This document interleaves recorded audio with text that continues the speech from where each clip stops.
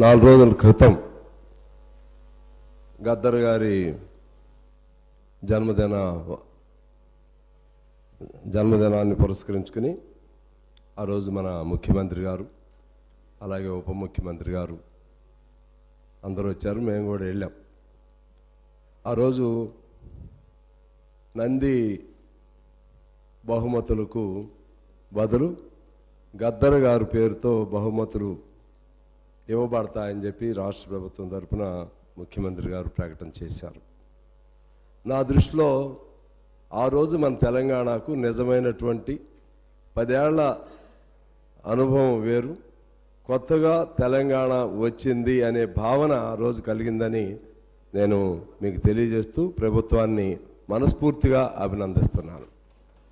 అది గద్దర్ గారికి ఇచ్చినటువంటి అవార్డు కాదు.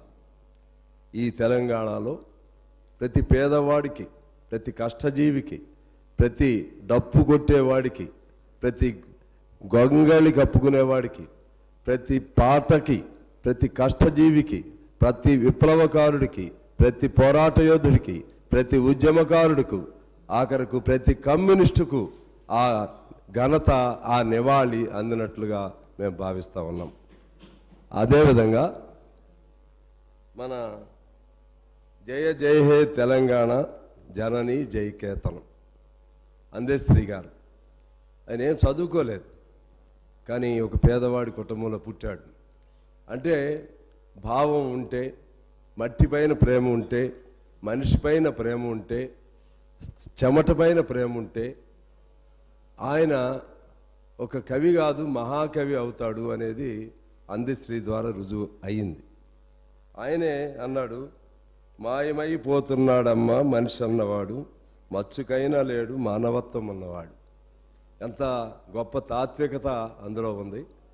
ఆయన పేరుతో ఆయన రాసినటువంటి జయ జయ హే తెలంగాణ జనని జయకేతనం, ఇది తెలంగాణ గానం. అంటే నిజంగా తెలంగాణకు ఇప్పుడు అసలైనటువంటి మన రాష్ట్రానికి, తెలంగాణ అసలైన తెలంగాణకు, తెలంగాణ తనానికి, తెలంగాణ భాషకు, తెలంగాణ మాటకు, తెలంగాణ యాసకు అసలైన స్వేచ్ఛ, స్వాతంత్రం కలిగాయని నేను భావిస్తూ ఈ సందర్భంగా మన ముఖ్యమంత్రి గారిని, ఆయన మంత్రివర్గాన్ని మనస్ఫూర్తిగా అభినందిస్తూ ఉన్నాను.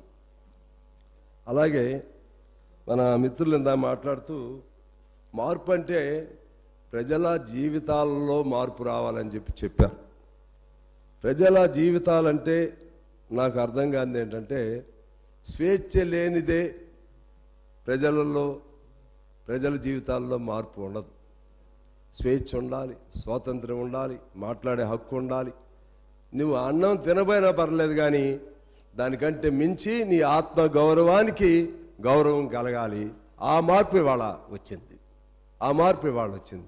అదే ప్రజలు చాలా సంతోషంగా మా ప్రభుత్వం వచ్చింది, ప్రజల పాలన జరుగుతుంది అని భావిస్తూ ఉన్నారు.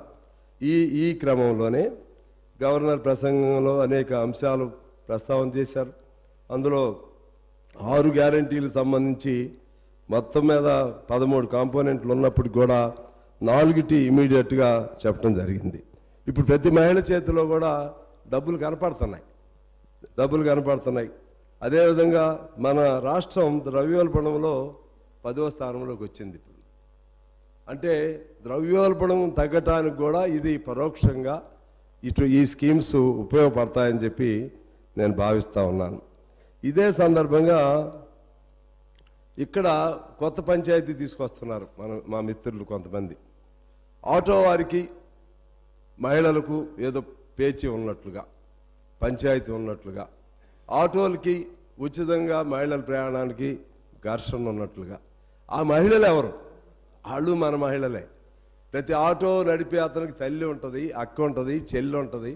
ప్రతి ఆటో నడిపేటువంటి వారి కుటుంబంలో మహిళలు ఉంటారు. ఆ సొంత ఇంట్లో మహిళలకి, ఆ సొంత ఆటో నడిపే మగవాళ్ళకి ఘర్షణ ఏమి లేదు అక్కడ.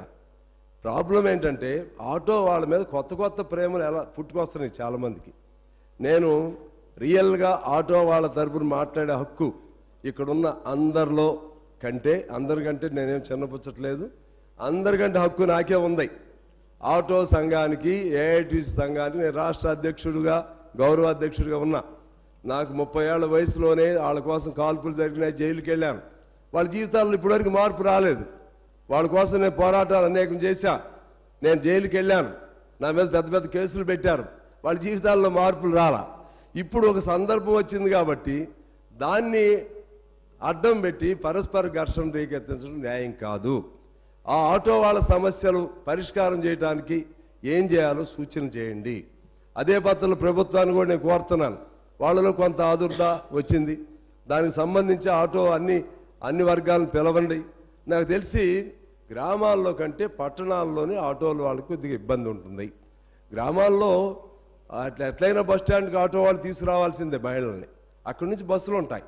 ఆ బస్సుల్లో ఈ ఆటోలు ఒక ఊరు నుంచి మరొక ఊరు దూరం వెళ్ళేటువంటి ఆటోలు ఉండవు. జిల్లాల్లో, గ్రామాల్లో, టౌన్లో ఉంటుంది. అటువంటి వాటికి ప్రతి మెట్రో లైన్కి ఈ ఎలక్ట్రికల్ ఆటోల్ని కనెక్ట్ చేసే విధంగా ఏదైనా మార్గం చూస్తారా? మరో పద్ధతుల్లో వారికి సంవత్సరానికి 12,000 అన్నారు, దానికంటే ఇంకొద్దిగా బెటర్గా ఏమైనా చేస్తారా? ఇవన్నీ కూడా ప్రభుత్వం ఆలోచన చేయాలని చెప్పి నేను కోరుతా ఉన్నాను. అదేవిధంగా మన ఐటీఐల్ని ఆధునిక టెక్నాలజీతో డెవలప్ చేయడానికి 2,000 కోట్లు మంజూరు చేయటం చాలా ముదావహం. అలాగే నైపుణ్య విశ్వవిద్యాలయాలు, చిన్న పరిశ్రమలకు సంబంధించి నా ఒక సూచన ఉంది. చాలా మన కాన్సన్ట్రేషన్ అంతా కూడా రిపీటెడ్గా మనం అనేక సార్లు అనుకున్నాం. మన కాన్సన్ట్రేషన్ అంతా కూడా హైదరాబాద్ మీద లేకపోతే మహానగరాల మీదే ఉంది. కానీ వనరులు ప్రతి ప్రాంతంలో కూడా దొరుకుతాయి. స్మాల్ స్కేల్ ఇండస్ట్రీస్ని, డొమెస్టిక్ ఇండస్ట్రీస్ని తయారు చేయడానికి నియోజకవర్గానికి ఒక స్మాల్ స్కేల్ ఇండస్ట్రీని లేకపోతే గృహ పరిశ్రమను ఏర్పాటు చేసే అవకాశం ఉంటుందేమో, ఫీజిబిలిటీ ఉంటుందేమో అన్వేషణ చేయవలసిందిగా, దానికోసం ఆలోచన చేయవలసిందిగా నేను గౌరవ ముఖ్యమంత్రి గారిని, పరిశ్రమల శాఖ మంత్రిని, ప్రభుత్వాన్ని కోరుతా ఉన్నాను. ఆ విధంగా చేయటం ద్వారా ఆ ప్రాంతాల్లో కూడా పారిశ్రామికంగా కింద నుంచి పై స్థాయి వరకు కూడా ఒక అభివృద్ధి జరగడానికి అవకాశం ఉంటుందని నేను వారిని కోరుతా ఉన్నాను. అలాగే దీనిలో ఈ గవర్నర్ ప్రసంగంలో సహజంగా చెప్పారు, కానీ కొంత లోతుగా వెళితే జనరల్గా టచ్ చేశారు, కానీ దానికి ఎలా పరిష్కారాలు ఎలా జరుగుతాయి, దీన్ని ఏ పద్ధతుల్లో ఇప్పుడు ఈ ప్రభుత్వాన్ని ముందుకు తీసుకువెళ్ళాలనుకుంటున్నారు అంటే స్థూలంగా చెప్పారు. ఇంకొద్దిగా లోతుగా వివరణ ఉంటే బాగుండేదేమో అనేది నా అభిప్రాయం. అయితే బహుశా రేపు బడ్జెట్లో చెప్తారేమో. ముఖ్యంగా విద్య, వైద్యం, వ్యవసాయం, చిన్న నీటి వనరులు, రైతుల పంటలకు గిట్టుబాటు ధరలు, కౌలు రైతులు, ధరణి, ఇటువంటి సమస్యలపైన ప్రస్తావన రాలేదు. అందులో భాగంగా అవినీతి గురించి అసలే ప్రస్తావన రాలేదు. అంటే ఏదైనా ఒకసారి వచ్చిందేమో కానీ నా దృష్టిలో అయితే రాలేదు. ఈ అంశాలని ప్రస్తావన చేయకుండా, దీనిపైన లోతైనటువంటి ఆలోచన చేయకుండా మనం ముందుకెళ్ళటంలో ఇబ్బంది అయింది ప్రభుత్వానికని నా సూచన.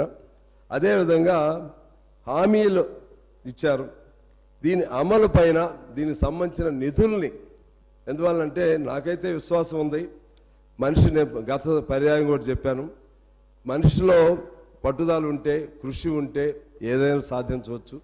రేవంత్ గారు సాధిస్తారనే నమ్మకం నాకుంది. కానీ అయినా కూడా దానికి ఒక ప్రామాణికత కావాలి, దానికి ఒక ఆలోచన కావాలి, దానికి ఒక స్వరూపం కావాలి. ఆ వైపుగా దానిలో ఈ పథకాలు నెరవేర్చడం కోసం, ఈ హామీలు నెరవేర్చడం కోసం ఈ పద్ధతుల్లో ప్లాన్ చేస్తుంది మా ప్రభుత్వం అని ఓ మాట చెప్తే బాగుండేది అనేది నా అభిప్రాయం అధ్యక్ష. అలాగే ఇవాళ డబ్బు అనేది పెద్ద సమస్య. దాదాపు మన తెలంగాణ వచ్చినప్పుడు 60,000 కోట్లు మనకు అప్పు ఉంటే, ఇదంతా ఇంతకుముందు చర్చించుకున్నాం, ఇప్పుడు 6 లక్షల కోట్లకు చేరింది. అదేవిధంగా దాని వడ్డీగా కూడా దాదాపు కొన్ని వేల కోట్లు, నా దగ్గర ఫిగర్స్ లేవు, మళ్ళీ తీర్చాలి. మళ్ళీ ఇది ఒక 60,000 కోట్లు అవుతుంది అంటున్నారు ఈ 6 హామీలు. కొంతమందికి ఏమో సంతోషంగా ఉంటుంది, ఎట్లా తీరుస్తారు వీళ్ళు, ఎట్లా చేస్తారని. దీని మీద ఒక స్పెసిఫిక్గా ఒక అవగాహన ప్రభుత్వానికి ఉండాలంటే ఏం చేయాలి? వాస్తవంగా నేను మొన్న సింగరేణి మీటింగ్కి ముఖ్యమంత్రి గారు ఉప ముఖ్యమంత్రి గారితో పాటు నేను కూడా వెళ్ళాను. నేను మాట్లాడే అవకాశం కోరితే మా బట్టి గారు నాకు చెప్తున్నారు చెవిలో, కొద్దిగా జాగ్రత్తగా మాట్లాడమని. వాస్తవమే, నాకే భయం వేస్తుంది. జనమేమో ఆశలు చాలా ఉన్నాయి, చాలా కోరికలు ఉన్నాయి. ప్రతి ఒక్కరూ మాకు ఉద్యోగం వస్తుందని, ప్రతి అవుట్సోర్సింగ్ కార్మికుడు మాది పర్మనెంట్ అవుతుందని, లేకపోతే ప్రతి ఒక్కరు పేదవాళ్ళు మాకు ఇల్లు వస్తుందని చాలా చాలా ఆశలతో ఉన్నారు. కానీ పరిస్థితి చూస్తే ఇక్కడ ఆర్థికంగా చూస్తే అంత ఆశాదాయకంగా లేదు. మరి దానిపైన ఆ మాట వారంటేనేమో మీరు ఇచ్చిన హామీలు ఎగ్గొట్టని మీరు చెప్తున్నారా అని వారిని ఇంకోరు అంటారు. కానీ నేనుగా ఆలోచన చేస్తే నాకు కూడా వాస్తవంగా ఆర్థిక పరిస్థితులుగా చూస్తే కొద్దిగా లోతుకి వెళితే, ఎందుకంటే నాకు జన్కో మా నియోజకవర్గంలోనే ప్రధానమైన జన్కో ఉండేది, సింగరేణి మా దగ్గరే ఉంటుంది.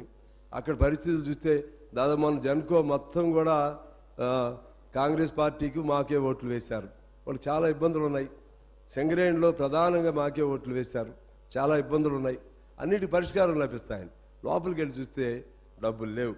దీని మీద ఎలా చేయాలనేది ఆలోచన చేయవలసిన అవసరం ఉందని నేను గవర్నమెంట్ని కోరుతా ఉన్నాను.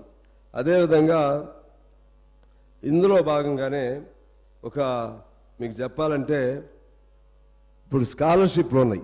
ఇప్పుడు కొత్త ఖర్చులే కాదు, పాత బాకీలు ఏమైనా ఉన్నాయి అనేది కూడా చూసుకోవాలి. మొన్న అనుకున్నాం జన్కో దాదాపు 80,000 కోట్లు నష్టాల్లో కానీ అప్పుల్లో కానీ ఉందని. సింగరేణిలో కూడా అదే పరిస్థితి ఉంది. ఆ బాకీలు తీర్చాలి. అలాగే ఇప్పుడు ఈ స్కాలర్షిప్లు, అలాగే ఫీజు రియంబర్స్మెంట్లు, ఇటువంటి వాటి కోసం దాదాపు 6-7 వేల కోట్ల రూపాయలు కరెక్ట్ లెక్కలేదు కాబట్టి నేను సుమారుగా చెప్తా ఉన్నాను.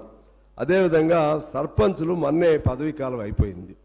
ఈ సర్పంచులు ప్రతి పంచాయతీకి కొన్ని 10 లక్షలు, 5 లక్షలు, 6 లక్షలు అట్లా సర్పంచులు చేసిన పనులకు బిల్లులు రాని వాళ్ళు ఉన్నారు.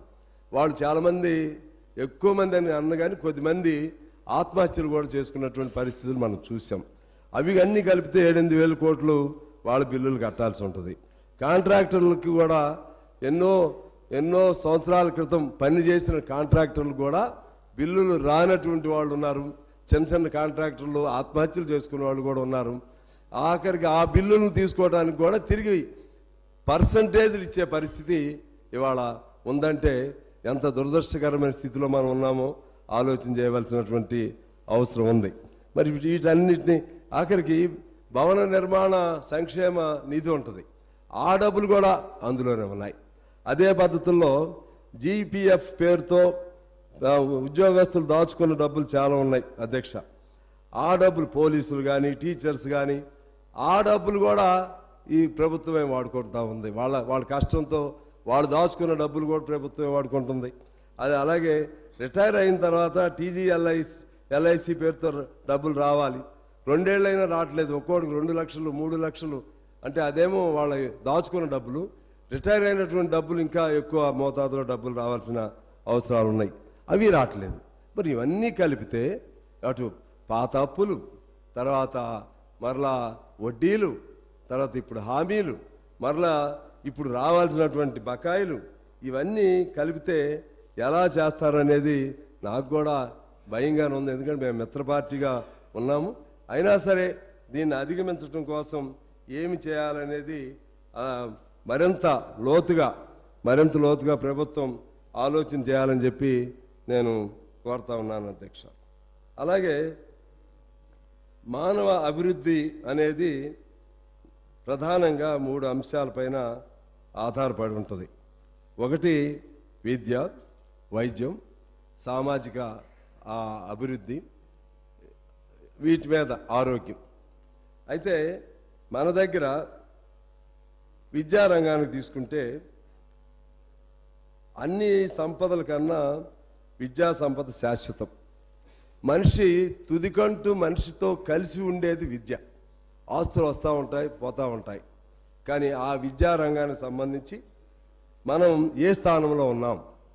ప్రపంచంలో అమెరికా, ఇంగ్లాండ్ లాంటి దేశాల్లోని మొదటి 1-2 స్థానాలు ఉన్నాయి. మనం ఎక్కడో 70వ స్థానంలోనూ 80వ స్థానంలోనూ మనం ఉన్నాం భారతదేశంగా. మన రాష్ట్రం కూడా అంతే పరిస్థితుల్లో ఉన్నాం. ఆ విధంగా తీసుకుంటే స్కూల్లో బడులు లేవు, అంటే మా మహిళా టీచర్స్కి ఆడపిల్లలకు మరుగుదొడ్లు లేవు, అలాగే దీనికి సంబంధించినటువంటి ప్రహరీ గోడలు లేవు, పందుల దొడ్డుల్లాగా తయారైనవి. ఈ మధ్య మన ఊరు మన బడి పేరుతో కొద్దిగా మార్పు జరుగుతుంది, కానీ ఇదంతా మార్చి అదేవిధంగా టీచర్ స్టూడియో రేషియో లేదు, టీచర్ అండ్ స్టూడెంట్ రేషియో లేదు, క్వాలిటీ ఉన్నటువంటి టీచర్స్ని మారుతున్న పరిస్థితులు కాదు అనుగుణంగా వాళ్ళకి ఈ టెక్నికల్ ఎడ్యుకేషన్ అందించడంలో వైఫల్యం జరుగుతూ ఉంది. ఇటువంటి అన్నిటి వలన మన విద్యారంగంలో మన దగ్గర చదువుకునే పిల్లలు ఇతర వాళ్ళతో పోటీ పడలేకపోతున్నారు. ఆ పోటీ పడలేని దానివల్ల విద్యారంగంలో వెనకబడటం వల్ల ఇది మానవాభివృద్ధి మనకున్నటువంటి ఆ సూచికలో మనం వెనకబడటానికి అది ఒక కారణం అవుతుంది. 2014లో ఉమ్మడి రాష్ట్రంలో ఉన్నప్పుడు విద్యారంగంలో 11% బడ్జెట్లో కేటాయిస్తే ఇప్పుడు 6% అయిపోయింది అధ్యక్ష. అది అంటే రాను విద్యారంగం పైన డబ్బులు ఖర్చు కేటాయింపులు తగ్గిస్తూ ఉన్నారు. అది మారవలసిన అవసరం ఉంది. రెండోది వ్యవసాయ రంగం అంటే మనందరూ తెలుసు, అన్నదాత. ప్రెసిడెంట్ తినే భోజనం అయినా రైతు పండించాల్సిందే, మీరు తినే భోజనం అయినా మేము తినే భోజనం అయినా దేశ ప్రధాని అయినా ఎవరైనా మనిషి అయి పుట్టిన తర్వాత ఆ గుప్పిడి మెతుకుల కోసమే ఈ యుద్ధాలు వచ్చినాయి, ఈ పోరాటాలు జరుగుతున్నాయి. అంటే అల్టిమేట్గా బేస్ ఎవరంటే అన్నదాత, రైతు. కానీ ఆ రైతు గురించి ప్రాక్టికల్గా మన ప్రభుత్వాలు ఏం చేస్తున్నాయి, ఇంతకుముందు ఏం చేశారు, ఇప్పుడు మనం కొత్తగా ఏం చేయాలి? రేవంత్ రెడ్డి గారి సారథ్యంలోని ప్రభుత్వం ఈ రంగంలో కూడా పూర్తిగా ఫోకస్ పెట్టాలని చెప్పి నేను కోరుతా ఉన్నాను అధ్యక్ష. వ్యవసాయ రంగాన్ని ఒక పరిశ్రమగా పరిగణించాలి. పంట పండినా పండకపోయినా సరే బీమా పథకం ఇవ్వాలి. మన బీమా పథకంలో ఉన్న దాని పెద్ద లోపం ఏంటంటే ఎండాకాలంలో అసలు పంటలే వేయకపోతే మీకు బీమా లేదు అంటారు. ఒకవేళ పంట వేస్తే ఎంత మొత్తం పంట నాశనం అయిపోయినా సరే ఎక్కడో ఒక పాయింట్ తీసుకుని అక్కడ కొద్దిగా ఇస్తూ ఉంటారు. నాకు తెలిసి పంటల బీమా అనేది ఒక పుస్తకాల్లోనో పేపర్లోనో చదువుకునే తప్పితే సామాన్య రైతుకు ఎప్పుడు కూడా ఇది ఈ పంట నాకు దెబ్బతింది, నాకు పంటల బీమా వచ్చిందన్న పరిస్థితిని నేనైతే నాకు తెలిసి చూడలేదు. పెద్దలు ఏమన్నా మా కోమటిరెడ్డి వెంకటరెడ్డి గారు వాళ్ళు ఏమైనా చూశారో నాకు తెలియదు. నాకైతే తెలిసి పంటల బీమా పేద రైతుకి పంటలు దెబ్బతిన్న వాళ్ళకి రాలేదు. దాన్ని ఇప్పుడు కేంద్రం కట్టట్లేదని ఇంతకుముందు రాష్ట్ర ప్రభుత్వం వీళ్ళు ఇవ్వట్లేదు, వాళ్ళు ఇవ్వట్లేదు, మొత్తానికే పంటల బీమా పథకం ఆపేశారు. దీన్ని ప్రక్షాళన చేయాలి. ప్రతి నష్టానికి కూడా పైసా వచ్చే విధంగా రైతుకి ఉండే విధంగా వాళ్ళు ఆలోచన చేయాల్సిన అవసరం ఉందని నేను కోరుతున్నాను. అదేవిధంగా పండించిన పంటకు గిట్టుబాటు ధరలు, దానికి సంబంధించి కూడా ఒక ప్రణాళిక మీరు తయారు చేసిన అవసరం ఉంది. ఈ మధ్యకాలంలో మనం చూసాం భారతదేశ వ్యాప్తంగా పెద్ద ఎత్తున ఒక సంవత్సరం పైన పెద్ద ఎత్తున పంజాబ్ రైతులు, ఉత్తరాది రైతులు పెద్ద పోరాటాలు చేశారు. మనం కూడా సంఘీభావం ప్రకటన చేశాం. అలాగే కౌలు రైతులకు భద్రత, కౌలు రైతులను గత ప్రభుత్వం పట్టించుకోలేదు అధ్యక్ష. కౌలు రైతులు కూడా ప్రధాన భాగస్వామ్యంగా ఉన్నారు. వాళ్ళకి సంబంధించి కూడా వాళ్ళకి రావాల్సిన రైతు బంధు కానీ లేకపోతే వాళ్ళకి రావాల్సిన ఇతర సౌకర్యాలు కానీ ఇంకా కౌలు రైతు భద్రత వీటన్నిటి మీద ఆలోచన చేయవలసినటువంటి అవసరం ఉందని చెప్పి నేను కోరుతా ఉన్నాను అధ్యక్ష. అదేవిధంగా వ్యవసాయ రంగంలో ప్రాజెక్టులు వచ్చినప్పుడు మళ్ళీ వివరంగా మాట్లాడుకుందాం. కానీ మన ఫోకస్ అంతా కాళేశ్వరం లేకపోతే ఇంకేదన్నా ప్రాణహిత చేవెళ్ళ ఈ విధంగా ఉండాలి. పెద్ద ప్రాజెక్టుల పేరుతో ఎన్ని చిన్న నీటి వనరులను విధ్వంసం చేశారో ఒకసారి చూసుకోవాలి. ఎన్ని మైనర్ ఇరిగేషన్ ప్రాజెక్టులు విధ్వంసం చేశారో చూసుకోవాలి. కనీసం కొద్ది డబ్బులతో బాగయ్యేటువంటి మైనర్ ఇరిగేషన్ వాటిని దానిపైన శ్రద్ధ పెట్టకపోవటం వల్ల అవన్నీ కూడా ఇవాళ నాశనం అయి ఉన్నాయి. అందువలన నేనేం కోరుతా ఉన్నానంటే పెద్ద ప్రాజెక్టులు రావాలంటే కొన్ని సంవత్సరాలు పడుతుంది. పెద్ద ప్రాజెక్టులు రావాలంటే ఆ సంవత్సరాల్లో ఇప్పుడు కాళేశ్వరం మేడిగడ్డ జరిగింది, ఒక చిన్న లోపం జరిగింది. ఆ లోపంతో మళ్ళీ మొత్తమే కూల్చేయాల్సిన అవసరం వస్తుందని చెప్పి నిపుణులు అంటున్నారు. నిజమేంటో వడ్డీదేంటో నాకైతే తెలియదు. దానిపైన విచారణ చేస్తా ఉన్నారు. విచారణ చేస్తే అన్ని విషయాలు బయటకు వస్తాయి. ఇటువంటి పెద్ద ప్రమాదాలు పోలవరం అప్పుడు కూడా అదే సమస్య వచ్చింది. పోలవరం లాంటిది ఒకవేళ కూలిపోతే ఏమైపోయిద్ది అని. అందుకని దాని వైపు జాగ్రత్తగా చూస్తేనే చిన్న మన నీటి వనరులు వీటిని ఉపయోగించి స్థానికంగా ఏ మండలానికి ఆ మండలమో లేకపోతే ఏ గ్రామానికి ఆ గ్రామాన్నో అక్కడ ఆ నీటి వసతిని కల్పించే విధంగా ప్రయత్నం చేయాలని చెప్పి నేను కోరుతా ఉన్నాను. అదేవిధంగా మన కాళేశ్వరం సంబంధించి చాలా ఇక ఆ నీటితో చాలా భాగం వ్యవసాయం కవర్ అయినట్లు పేపర్లో వచ్చింది. కానీ అప్పుడు 2014 మనకు 16 లక్షల బోర్లు ఉంటే ఇప్పుడు 30 లక్షల బోర్లు అయినాయి. అంటే అర్థం ఏంటి? మనకి ఆ ప్రాజెక్టుల నీళ్లు ఉపయోగంలోకి ఇంకా రాలేదు, కానీ బోర్లు ఇంకా పెరుగుతూనే ఉన్నాయి. ఇది గమనంలో తీసుకోవాలని నేను కోరుతున్నాను. రెండోది వైద్యం, మూడో అంశం. వైద్యానికి సంబంధించి బడ్జెట్లో కేటాయింపులు పెంచవలసిన అవసరం ఉంది. ప్రాథమిక ఆసుపత్రులు, పిహెచ్సిలు ఆ ప్రాథమిక అవసరాలను బట్టి వాటిని డెవలప్ చేయాలి. ఏ ఊరిలో ఉన్నటువంటి పేదవాళ్ళు ఆ ప్రాథమిక హాస్పిటల్లో అక్కడే వాళ్ళకి సౌకర్యం లభించే విధంగా ఆసుపత్రుల్ని దాన్ని సంపన్నవంతంగా చేయాలి. అక్కడ మంచి డాక్టర్లను ఏర్పాటు చేయాలి. ఆ విధంగా చేయాల్సినటువంటి అవసరం ఉంది. అదేవిధంగా గవర్నమెంట్ హాస్పిటల్స్లో ఏరియా హాస్పిటల్స్ కానీ లేకపోతే జిల్లా హాస్పిటల్స్ కానీ అక్కడ పేషెంట్ చేరిన తర్వాత మళ్ళీ బయటికి రాకుండా ఉండే విధంగా మంచి క్వాలిఫైడ్ డాక్టర్స్ని, అదేవిధంగా ఇన్ఫ్రాస్ట్రక్చర్ని, అలాగే ఎప్పటికప్పుడు చెక్ ఉండే విధంగా చేయాల్సిన అవసరం ఉంది. నిమ్స్, ఈ మధ్య నేను నిమ్స్ వెళ్ళాను. నిమ్స్ గొప్ప సౌకర్యాలు ఉన్నాయి, పెద్ద ప్లేస్ ఉంది. ఉస్మానియా చూశాను, గాంధీని చూశాను. ఆ హాస్పిటల్స్ ఎందుకు మనం నిర్లక్ష్యం చేస్తున్నామో ఆలోచన చేయాల్సిన అవసరం ఉంది. ప్రభుత్వంగా నేను కోరుతున్నాను, ముఖ్యమంత్రి గారు, ఆరోగ్య శాఖ మంత్రి గారు, ఇతరులను కోరుతా ఉన్నాను. మనకున్నటువంటి ఇన్ఫ్రాస్ట్రక్చర్, మనకున్నటువంటి భూమి, మన ప్రభుత్వ ఆసుపత్రులకు ఉన్నటువంటి భూమి మరి ఎక్కడ లేదు. అదేవిధంగా అందులో సెలెక్ట్ అయ్యే డాక్టర్లు అందరూ కూడా క్వాలిఫైడ్ డాక్టర్లే ఉంటారు. మా కేఎల్ మహేందర్ గారని మా పెద్ద నాయకుడు ఉండేవాడు. ఆయన ఎప్పుడు కూడా he never visited any corporate hospital. He was in the habit of visiting Gandhi hospital any problem వచ్చినా.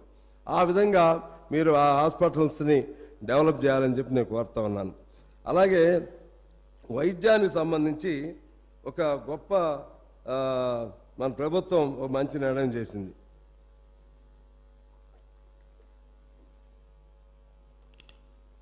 ఈ మధ్య నేను నిమ్స్కి వెళ్ళాను. అదే సందర్భంలో ఎల్ఓసి సిస్టమ్ ఇంతకుముందు చాలా ఇబ్బంది పడేవాళ్ళు. ముందు వైద్యం వాళ్ళు డబ్బులు పెట్టుకోవాలి, తర్వాత ఆ డబ్బులతో సీఎం రిలీఫ్ ఫండ్ వచ్చేది. ఆ సిస్టమ్ మార్చింది ఈ గవర్నమెంట్ వచ్చినాక. ముందే ఉందా? Thank you sir. Okay, I may be corrected, I may be wrong, కానీ ఏదున్నా ఓకే. ఎల్ఓసి ముందు నుంచి ఈ ఒక్కదానికి ఎందుకు పెట్టారు? అన్నిట్లో పెడితే బాగుండేదని మా కోరిక. అన్ని హాస్పిటల్ లేదు ఇప్పుడు, ఓన్లీ నిమ్సే ఉంది. సార్ మీతో మాట్లాడు, అయిపోయింది, క్లోజ్ చేసేస్తాను. ఎందుకంటే నాకు సార్ మీకు మొదటి రోజే కోరా, డిస్టర్బ్ కాకండి, కంటిన్యూ చేయండి. Okay okay, right thank you. అయితే ఈ సిస్టమ్ చాలా బాగుంది సార్. ఏ గవర్నమెంట్ పెట్టినా మంచి అనాలి. చాలా బాగుంది. వాళ్ళు వేసి ఎల్ఓసి రాసి పంపించిన వెంటనే, కానీ మధ్యలో ఆగిపోతుంది. జబ్బులో వాడికి 5 లక్షలు వస్తుంది, 2.5 లక్షలకి ఇస్తున్నారు. ఇంక 2.5 లక్షల డబ్బులు తేలేదని పేషెంట్ బెడ్ మీదే ఉంటున్నాడు. ఆ పేషెంట్ని విడుదల చేయట్లేదు హాస్పిటల్లో. మాకు చాలా ఇబ్బంది అవుతా ఉంది. అందువల్ల ఈ మధ్య 10 లక్షల వరకు పెంచాము, డిజిటల్ హెల్త్ కార్డ్స్ ఇస్తామని అన్నారు, కానీ ఇంకా అమలైనట్లుగా లేదు. మీరు అన్న తర్వాత కూడా ఇప్పుడు కూడా అదే ఇబ్బంది జరుగుతుంది. ప్రతి ఒక్కళ్ళకు కూడా ఇర్రెస్పెక్టివ్ ఆఫ్ రేషన్ కార్డ్ అందరికి కూడా డిజిటల్ హెల్త్ కార్డులు ఇవ్వాలి. అది ఒక్క నిమ్స్కే పరిమితం కాకుండా ఉస్మానియా కానీ, గాంధీ కానీ, even other reputed corporate hospitals కూడా, అంటే వాటిని దుర్వినియోగం చేయకుండానే చేసి జబ్బు పేరుతో, కిడ్నీ ప్రాబ్లం పేరుతో, లేకపోతే లివర్ ప్రాబ్లం పేరుతో, ఇతర ప్రాబ్లం పేరుతో డబ్బులు లేకపోవటం వల్ల చనిపోయాడు అనేటువంటి ఒక్క మాట రాకుండా చేస్తే రాష్ట్ర ప్రభుత్వానికి ఎందుకంటే రాజశేఖర రెడ్డి గారి బ్రెయిన్ చైల్డ్ ఇది ఆరోగ్యశ్రీ. దాన్ని ఇంకా మరింత పరిపుష్టి చేసుకుంటే అంతకంటే గొప్ప పేరు మీకు రావాలని చెప్పి నేను కోరుకుంటా ఉన్నాను. అది ఆరోగ్యానికి సంబంధించి. అలాగే పారిశ్రామిక విధానంలో కూడా మొత్తంగా హైదరాబాద్ మీద ఫోకస్ చేయకండి, దయచేసి చేయండి, ఇది కూడా చేయండి. 40,000 కోట్లు ఒప్పందం చేసినా, అంతకుముందు మీరు 6 లక్షల కోట్లు ఒప్పందం చేసినా మాకేం తెలియదు. మీరేం చేస్తున్నారో ఎక్కడ చేసుకుంటున్నారో మాకు తెలియదు. మా కోరిక ఏంటంటే మా దగ్గర ఏమన్నా జరిగిందా, మా ప్రాంతంలో ఏమన్నా పారిశ్రామికం జరిగిందా, మా ప్రాంతంలో ఉన్న చదువుకున్న పిల్లలకి ఏమైనా ఉద్యోగం వచ్చిందా, అది మేము చూస్తున్నాం. మా ప్రాంతంలో ఉన్న చదువుకున్న పిల్లలకి మేమంటే మా ప్రాంతమే కాదు, అన్ని నియోజకవర్గాల్లో. అందుకని నా రిక్వెస్ట్ ఏంటంటే ఇంతకుముందే నేను మనవి చేశాను, ప్రతి ప్రాంతంలో ప్రతి నియోజకవర్గానికి ఖచ్చితంగా అక్కడ స్థానికంగా దొరికేటువంటి మినరల్స్ని కానీ, స్థానికంగా దొరికేటువంటి అగ్రి ప్రొడక్ట్స్ మీద కానీ ఆ ప్రాంతంలో నియోజకవర్గానికి ఒక స్మాల్ స్కేల్ ఇండస్ట్రీ కావాలి. జిల్లాకు ఒక ఇండస్ట్రియల్ పార్కో ఐటీ హబ్ లాంటిదో కావాలి. ఆ విధంగా ఇది ఎక్స్టెన్షన్ వైపు పోవాలి. దాన్ని డీసెంట్రలైజ్ అవ్వాలి తప్పితే సెంట్రలైజ్ అవ్వకూడదు అనేది నా కోరిక. ఇక ఆఖరిగా అంటే ఇంకా చాలా ఉన్నాయి సమస్యలు. అసలు అవినీతి అనేది మేము మొదటిసారి ఎమ్మెల్యేలుగా ఉన్నప్పుడు అప్పుడు చూసాం. బయ్యారం ఇంకా చాలా అవినీతి అనకొండ అని, అంటే తిమింగలం కాదు, తిమింగలానికంటే మించి అనకొండ, అది పెద్ద ఏదో పెద్ద జంతువులు ఏదో చెప్తారు మరి, పాము. అనకొండను మించిన అవినీతి ఇవాళ అన్ని చోట్ల చూస్తూ ఉన్నాం. ఆ ప్రభుత్వం ఈ ప్రభుత్వం నేను చెప్పదలుచుకోలేదు. ఈ ప్రభుత్వం కొత్తగానే వచ్చింది. ఇంతకుముందు 10 ఏళ్ళు టీఆర్ఎస్ ప్రభుత్వం ఉంది. భారతదేశంలో వివిధ రాష్ట్రాల్లో వివిధ ప్రభుత్వాలు ఉన్నాయి. నిన్న ఛత్తీస్గఢ్ ముఖ్యమంత్రిని కేవలం 35 లక్షల రూపాయలు దొరికాయి. ఆయనకు ఉంది 8 ఎకరాలు. ఆయన్ని కనపడకుండా అటు చేసి అరెస్ట్ చేశారు, దింపేశారు.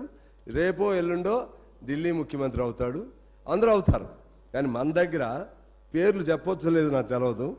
ఇంతకుముందు అంటే ముందు అధికారులకు సంబంధించి అధికారులు శివబాలకృష్ణ పేపర్లు వచ్చింది కాబట్టి చెప్తున్నా, ఎన్ని 100 కోట్లండి. దానిలో కారకులు ఎవరండి? ఎవరు దాని బాధ్యత? సోమేష్ కుమార్ పేరు అది కూడా వచ్చింది కాబట్టి చెప్తున్నా, చాలా స్ట్రిక్ట్ ఆఫీసర్గా పేరు. ఎవరు దానికి బాధ్యత వహించాలి? అంటే ఇక్కడ రియల్ ఎస్టేట్ దారులు, అలాగే అధికారులు, రాజకీయ నాయకులు ముగ్గురు నెక్సెస్తోనే ఒక్కొక్కరు 1000 కోట్లు సంపాదిస్తున్నారు. హైదరాబాద్ నగరంలో ఇంకా పేరు రాని వాళ్ళు ఉన్నారు. ఈ మధ్య ట్రాన్స్ఫర్ అయినటువంటి ఐఏఎస్లు ఉన్నారు, కన్ఫర్డ్ ఐఏఎస్లు ఉన్నారు. ఒక్కొక్కడు 1000 కోట్లు, 2000 కోట్లు ఎంతెంత ఆస్తులు సంపాదిస్తారు సార్? ఎక్కడి నుంచి సంపాదిస్తారు వీళ్ళు? ఎక్కడి నుంచి వచ్చినాయి ఇవన్నీ? అంటే ఈ హైదరాబాద్లో ఉన్న భూముల్ని మింగేస్తున్నారు. నేను ముఖ్యమంత్రి గారిని కోరుతున్నాను, ముఖ్యమంత్రి గారు దయచేసి మీరు హైదరాబాద్లో ఎవరెవరు భూములు ఎక్కడెక్కడ ఆక్రమణలు అయినాయో దానిపైన మీరు కమిటీ వేయండి. ఆ భూములు తీసుకోండి. ఆ భూములు తీసుకుంటే 5 ఏళ్ల కాలం పాటు మీ 6 గ్యారంటీ పథకాలు, అందులో ఉన్న కాంపోనెంట్స్ మీరు అమలు చేయగలుగుతారు. అన్ని వేల కోట్లు కుంభకోణాలు. నేను ఇంకా లోతుకి వెళ్ళట్లేదు, మా దగ్గర ఆధారాలు కూడా ఉన్నాయి. ఆ వైపుగా కూడా చేయాల్సినటువంటి అవసరం ఉందని చెప్పి మేము దృష్టి తీసుకొస్తున్నా. ఎన్ని కుంభకోణాలండి! సాగునీటిలో కుంభకోణం, ధరణిలో కుంభకోణం, భగీరథలో కుంభకోణం, ఆహార పదార్థాలు కల్తీ కుంభకోణం, భూమాఫియా, అదేవిధంగా లిక్కర్ కుంభకోణాలు, ఉద్యోగ నియామకాల కుంభకోణాలు, సింగరేణిలో కుంభకోణాలు, జన్కోలో కుంభకోణాలు. సింగరేణిది నేను మీ దృష్టికే తీసుకుని వచ్చాను. మా సింగరేణి ఒకప్పుడు మచ్చలేనటువంటి సింగరేణి మాది, మచ్చలేని, అసలు కరప్షన్ వినపడేది కాదు. ఇవాళ కరప్షన్ అంటే సింగరేణి మించిన కరప్షన్ ఎందుకంటే ఎక్కడ లేదు అనే పద్ధతుల్లో కరప్షన్ తయారైంది. ఆయన ఈ మధ్య పంపించారు. 9 ఏళ్ళు ఆయన నిర్విఘ్నంగా మహారాజులాగా ఉన్నాడు ఒక ఆయన. ఆయన పైన ఏం చర్యలు లేకపోతే భవిష్యత్తులో వచ్చేవాడికి భయం ఎలా ఉంటుంది? ఎన్ని 1000 కోట్లు తిన్నా మమ్మల్ని ఏం చేయలేరు, కాకపోతే ట్రాన్స్ఫర్ చేస్తారు. మమ్మల్ని ఏం చేయలేరు అనే ఆలోచన వస్తే భవిష్యత్తులో ఎలా ఉంటుంది? అందుకని నేను ముఖ్యమంత్రిని కోరుతున్నాను. ఇప్పుడు నేను పేరు తీసిన వ్యక్తులు కానీ, పేరు తీగిపోయిన వ్యక్తులు కానీ, ఇంకా మీకు వివరంగా పర్సనల్గా వచ్చి ఇస్తాను. దయచేసి ఇటువంటి అధికారుల్ని వాళ్ళపైన విచారణ చేయాలి. వాళ్ళు తిన్న డబ్బుల్ని కక్కెచ్చాలి, వాళ్ళని జైళ్ళలో పెట్టాలి. అప్పుడు you will be A real hero Revanth Reddy గారు. ఆ విధంగా మీరు చేయాలి. ఎందుకంటే మాకు కూడా సంతోషంగా ఉంటుంది. లేకపోతే కాసేపు మేము ఏడు మాట్లాడుకుంటాం, మమ్మల్ని ఏదో చెప్తారు, మరి ఇదంతా మామూలే అనే పరిస్థితి రాకూడదు. నువ్వు ఒక్కొక్కడేమో వేల కోట్లు విలువ చేసే భూములు తింటాడు. పేదవాడు 160 అడుగులు భూమి వేసుకుంటే వాడేమో భూ కబ్జాదాడా? ఆడి కోసం వెళితే మేమేమో మమ్మల్ని జైల్లో పెడతారా? మా మీద కూడా నేను మా మిత్రులకు మద్దతు ఇచ్చినాక నా మీద పాపం వాళ్ళకి తెలవదులే, వీళ్ళకి తెలవదు, పోలీసులు డ్యూటీ. వీళ్ళకి మద్దతు ఇచ్చిన తర్వాత మునుగోడులో మేము సపోర్ట్ చేసినాక నా మీద 4 కేసులు పెట్టారు. ఏది జెండా పాతాం ఓ చోట అబ్దుల్లాపూర్ మెట్లో భూమి కోసం, చేవెళ్ళు వెళ్ళా 2 చోట్ల కేసులు. నన్ను అసలు బయటకు రానికుండా అరెస్ట్ చేయాలని చూశాడు ఒక సిఐ. అంటే భూములు, పేదాడి భూముల కోసమేమో ఇంత పకడ్బందీగా ఉంటారా? పెద్దల భూముల దగ్గరికి వచ్చేసరికి మాట మంచిగా ఉండదా? పెద్దల భూములు వచ్చేసరికి అందరూ ఒకటేలాగా అనే భావన వస్తుందా? ఇది ఎక్కడో చోట దీన్ని కంట్రోల్ చేయాలని చెప్పి నేను కోరుతా ఉన్నాను అధ్యక్ష. అదేవిధంగా ఇంకా ఆఖరి అంశం చెప్పి నేను క్లోజ్ చేస్తాను. ఇవాళ వ్యవసాయ రంగాన్ని గురించి చెప్పుకున్నాం, పారిశ్రామిక రంగం గురించి చెప్పుకున్నాం, అలాగే విద్యారంగం, వైద్యం ఇవన్నీ చెప్పాం.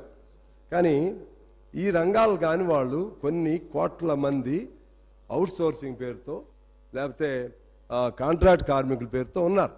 అప్పుడు మన కేసీఆర్ గారు అప్పుడు మంచి మాట చెప్పాడు, మనం తెలంగాణ అధికారంలోకి వస్తే ఇక నుంచి కాంట్రాక్ట్ కార్మికుల పదవే వినపడదు, అవుట్ సోర్సింగ్ పేరే వినపడదు అని చెప్పారు. మా దగ్గర కూడా, మా సింగరేణిలో కూడా చెప్పారు. మేమంతా నిజమే అనుకున్నాం. సరే, ఆయన చేయలేకపోయి ఉండొచ్చు, నేనేం తప్పుపట్టను. ఇప్పుడు మీరేం ఆ మాట అవుట్ సోర్సింగ్ అనే పదం ఉండదు, లేకపోతే కాంట్రాక్ట్ కార్మికుల పదం ఉండదని మీరేం చెప్పలేదు. కానీ మా కోరిక ఏంటంటే, చిన్న చిన్నగా వాళ్ళందరినీ రెగ్యులైజ్ చేయాలి. ఆలోపు మినిమం వేజ్ ఈ మధ్య ఇంతకుముందు వీరి కాలంలో 17,000 18,000 ఒక జీవో వచ్చింది. అది మరి మీకు తెలియక జరిగిందో ముఖ్యమంత్రి గారు మినిమం వేజ్ని ఈ మధ్య వచ్చినటువంటి జీవోని 11,000కు తగ్గిస్తూ ఓ జీవో వచ్చింది. మరి మీకు ఐడియా ఉందో లేదో దయచేసి పరిశీలన చేయాలని కోరుతున్నాను. 17,000-18,000కు ఉన్న మినిమం వేజ్ బోర్డు వాళ్ళ మినిమం వేజ్ 11,000కు తగ్గింది. అందువలన ఇటువంటి వాళ్ళని చిన్నగా మీరు రెగ్యులరైజ్ చేయడానికి ప్రయత్నం చేయాలి. అంటే 73 రకాల పనులు ఉంటాయి. 1,20,00,000 మంది ఇందులో ఉన్నారు. 18,000 నుంచి 11,000కు తగ్గిస్తూ జీవో వచ్చింది. 1,20,00,000 మందికి అది వాళ్ళ జీవితాల మీద అది ప్రభావం చూపెట్టబోతుంది. ఇవాళ మధ్యాహ్న భోజనం వర్కర్స్ ఉన్నారండి, నెలకు 3,000 జీతం వాళ్ళది. ఆశా వర్కర్స్ నెలకు 9,750. విఓఏలు, గ్రామ దీపికలు వాళ్ళని 5,000. శ్రీనిధి 9,000. గ్రామ పంచాయతీ కార్మికులు 8,600 వాళ్ళ జీతాలు చెప్తున్నాను అధ్యక్ష.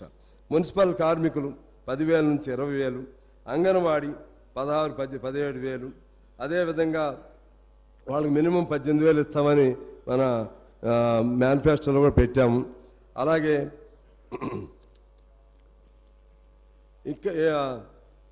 మన యూనివర్సిటీస్లో పనిచేసేటువంటి అనేక మంది ఉన్నారు. వాళ్ళలో ఎన్ని పేర్లు అంటాయండి యూనివర్సిటీ కానీ కాలేజీలో కానీ? Part time lecturers, time scale lecturers, guest lecturers, contract lecturers.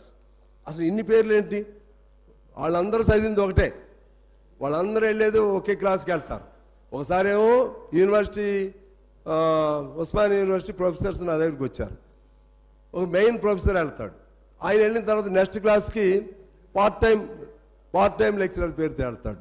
మీ డిజిగ్నేషన్ ఏంటి అని అడిగా, మీ క్వాలిఫికేషన్? మేము డాక్టరేట్ చేసామండి. వాళ్ళు డాక్టరేట్.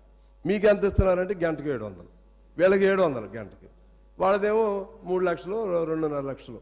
అంటే ఈ డిస్పారిటీస్ని తొలగించవలసిన అవసరం ఉంది.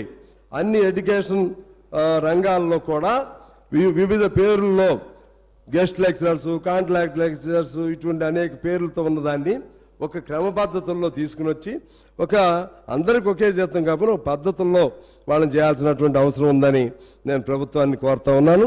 అదేవిధంగా అంబేద్కర్ ఓవర్సీస్ విద్యానిధి పేరుతో ఇంగ్లాండ్లో పిల్లలు, ఇంగ్లాండ్లో మార్నింగ్ నాకు ఫోన్ చేశారు సార్. ఇంగ్లాండ్ వాళ్ళు వీళ్ళు ట్రైబల్ పిల్లలు 100 మంది అక్కడ ఉన్నారు. వాళ్ళకి మీరు మీరు వెళ్ళండి దీని కింద పంపిస్తామని గవర్నమెంట్ హామీ ఇస్తే వెళ్ళారు.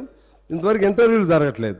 వాళ్ళందరినీ ఆ 100 మందిని ఇంకా ఇతర దేశాల్లో ఎవరెవరు ఉన్నారు వాళ్ళని కూడా మీరు చూడాల్సినటువంటి అవసరం ఉంది. అదేవిధంగా ఆటో కార్మికులకు సంక్షేమ నిధిని ఏర్పాటు చేయాలి, అమాలీలకు సంక్షేమ నిధిని ఏర్పాటు చేయాలి, భవన నిర్మాణ కార్మికుల డబ్బులు వాళ్ళ డబ్బులు వాళ్ళకి తీసుకురావాలి.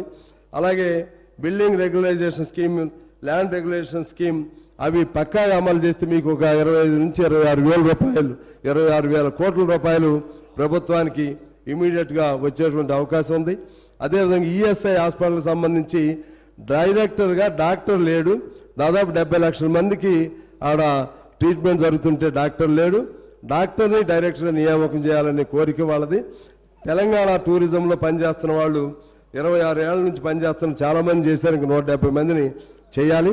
అదేవిధంగా కానిస్టేబుల్స్ ప్రత్యేకంగా వాళ్ళు రోజు అందరు ఎమ్మెల్యేలను ఇబ్బంది పెడుతున్నట్టు మీ అందరికీ కూడా తెలుసు.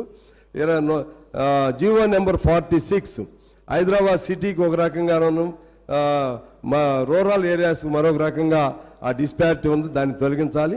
ఆఖరిగా జర్నలిస్టు మిత్రులకి వాళ్ళు దిక్కులేనటువంటి పరిస్థితుల్లో జర్నలిస్టు మిత్రులు ఉన్నారు. ఆ జర్నలిస్టులకు పాలసీ లేదు. నేను కూడా being a journalist, I started my career as a journalist only. వాళ్ళకి ఏదో పద్ధతుల్లో గౌరవప్రదంగా లేకపోతే వాళ్ళు సొంత పని చేసుకోలేరు. వాళ్ళకి ఈ పనిలోనే వేతనాలు ఉండవు. ఇంతకుముందు లైన్ అకౌంట్ ఉండేది, ఇప్పుడు లైన్ అకౌంట్ కూడా లేదు. దాన్ని ఎలా ఆదుకోవాలి? లైన్ అకౌంట్ ఇస్తే ఆ పేపర్లు మూతపడతాయి. ఎలా ఆదుకోవాలో జర్నలిస్టుల అంశం పైన కూడా మన గవర్నమెంట్ సీరియస్గా ప్రయత్నం చేయాలని చెప్పి నేను కోరుతా ఉన్నాను. అదేవిధంగా హెల్త్కి సంబంధించినటువంటి నేషనల్ హెల్త్ మిషన్కి సంబంధించిన దానిలో కూడా కొన్ని వేల మంది పనిచేస్తున్నారు, వాళ్ళది కూడా చూడాల్సిన అవసరం ఉంది. మా సొంత నియోజకవర్గానికి ఒక మాట చెప్పి నేను సెలవు తీసుకుంటాను అధ్యక్ష. మా దగ్గర జెన్కో ఉంది. జెన్కోలో ఆర్టిజన్స్ పేరుతో దాదాపు 26,000 మందిని వ్యక్తి బానిసలాగా చూస్తున్నారు. వాళ్ళు సమ్మె మాకు జీతం పెంచండి అని అడిగినందుకు వాళ్ళని ఒక్కసారి 170 మందిని అనేక రాష్ట్రాల్లో పంపించారు, ఆడవాళ్లతో సైతం అనేక ఇతర చోట్లకు పంపించారు. వాళ్ళ తరపున మేము రిప్రజెంట్ చేస్తామంటే ఎవరితో చేయాలో అర్థం కావట్లా. అన్ని ఉప ముఖ్యమంత్రి గారి దగ్గరికి వెళ్ళాలంటే ఇబ్బందిగా ఉంది. అసలు ఇంతకుముందు అధికారులు కొన్ని ఉండేవి. అందువల్ల ఒక పాలసీగా మీరు తీసుకోమని నేను కోరుతున్నాను. ఎస్సీలని డిఈలుగా డిమోట్ చేశారు. అడిగిన ప్రతి ఒక్కడి పైన కక్ష సాధింపు చేశారు జెన్కో వాళ్ళని. అదేవిధంగా ఆర్టీసీకి సంబంధించి ఇప్పుడు చాలా మాటలు వచ్చినాయి. ఆర్టీసీలో ఒకనాడు సమ్మె చేసే ఆర్టీసీలో కూడా మేము రికగ్నైజ్డ్ యూనియన్ చాలా కాలం, మధ్యలో మొన్న కూడా జాయింట్గా రికగ్నైజ్డ్ యూనియన్. ఆర్టీసీలో సమ్మె చేస్తే సమ్మె చేయకుండా ఉండే విధంగా చట్టం ఆ నిబంధనలు పెట్టారు. వాళ్ళు కనీస హక్కులు లేవు ఆర్టీసీలో. ఇవాళ ప్రభుత్వంలో విలీనం అన్నారు, సంతోషం. అది చేయండి, అదన్నా చేయండి, లేకపోతే ఇంకోటన్నా చేయండి, కానీ అసలు వాళ్ళని మాట్లాడే హక్కు ఇప్పుడు కూడా లేదు. వాళ్ళ బాధలు ఎవరికి చెప్పుకోవాలో తెలియదు. ఇటువంటివన్నీ ఉన్నాయి. వీటన్నిటిని పరిష్కారం చేయాలని కోరుతూ ఆఖరిగా మా ముఖ్యమంత్రి గారు కూడా యువకుడు, ఉద్యమకారుడు కాబట్టి ఇప్పుడు వేణుగోపాల్ గారు వీక్షణం, ఆయన మీద ఎన్ఐఏ దాడులు మొదలైనవి. అంతకుముందు వరవర్రావు గారు లోపల ఉన్నారు, సాయిబాబు గారు లోపల ఉన్నారు, ఇంకా చాలామంది. ఎందుకంటే నన్ను జనరల్గా సిపిఐ అయినప్పుడు కూడా సహజంగా మీ అందరి దగ్గర కూడా రిప్రజెంటేషన్స్ వస్తాయి. కొద్దిగా లెఫ్ట్ ఓరియంటెడ్గా, లెఫ్ట్ లీనింగ్గా ఉండేవాళ్ళు నాతో ఎక్కువ చెప్తూ ఉంటారు. అటువంటి మన రాష్ట్రానికి సంబంధించిన గొప్పవాళ్ళు వాళ్ళు, వరవర్రావు గారు కానీ సాయిబాబు గారు కానీ, వాళ్ళు నెలల తరబడి మొగ్గుతున్నారు జైల్లో. ఊపా చట్టం హరగోపాల్ గారు లాంటి వాళ్ళపైన, దీనిపైన మీరు ఏదైనా జోక్యం చేసుకోవాల్సిన అవసరం ఉందని నేను మిమ్మల్ని కోరుతున్నాను. అదేవిధంగా నిషేధించబడినటువంటి సంస్థలని, విప్లవ సంస్థలు ఉన్నాయి, విరసం, ఇటువంటి ఏం తప్పేం చేస్తున్నాయి అవి? పేద ప్రజలకు గొంతు వినిపిస్తాయి అవి. గద్దర్ గారు చేసింది కూడా అదే కదా. గద్దర్ గారికి మనం సరైనటువంటి నివాళి ఇచ్చాం కదా, గౌరవం ఇచ్చాం కదా. ఆ గద్దర్ గారి సంఘంలో పనిచేస్తున్న వాటికి కూడా ఇవాళ నిషేధం ఉంది. ఇటువంటి సంఘాలన్నింటిని కూడా మీరు చర్చలకు పిలిచి, ఈ లెఫ్ట్ ఓరియంటెడ్గా ఉన్నటువంటి నిషేధానికి గురైనటువంటి సంఘాలన్నింటిని కూడా చర్చకు పిలిచి వాళ్ళ నుంచి మీకు అభ్యంతరకారం ఏమున్నాయో తెలుసుకుని అటువంటివి చేయకుండా మిగిలిన వాటిల్లో వాళ్ళకి పర్మిషన్ ఇచ్చి వాళ్ళ స్వేచ్ఛగా వాళ్ళ భావాలు వికసించే విధంగా, వాళ్ళ స్వేచ్ఛగా వాళ్ళ ఆలోచనలు వికసించే విధంగా, సమాజం కోసం మాట్లాడే విధంగా, పాటలాడే విధంగా, పాట పాడే విధంగా వాళ్ళకి స్వేచ్ఛను కల్పించాలని కోరుతూ సమయం ఇచ్చినటువంటి మీ అధ్యక్షుల వారికి హృదయపూర్వకంగా నమస్కారాలతో సెలవు అధ్యక్ష. గౌరవ ముఖ్యమంత్రి గారు.